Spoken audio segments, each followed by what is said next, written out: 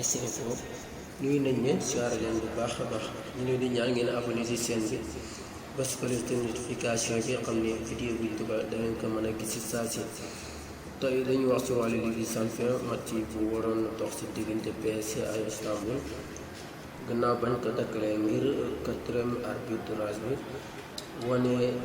mbiru racisme ci doomu Cameroun bi yëkkati ay kàddu moom président Turquie bu Erdogan di ko métti lool Recep Tayyip Erdogan di président bu Turquie di métti bu baax racisme bi nga xamante ni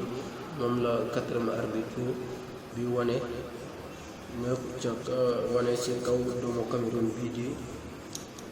doomu Cameroun bi moom Erdogan di sàkku ci waaye UEFA ñu jël ca ay dogal di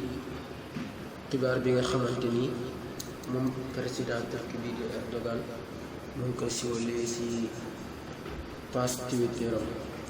racisme mooy indi boddaante ci wàll xeet yi ñu ngi leen di ñaan nag ngeen abonné ci chaîne bi bës ko notification bi xam ne vidéo bu ñu dugal dangeen ko mën a gis ci saa si merci jërë ngeen jëf.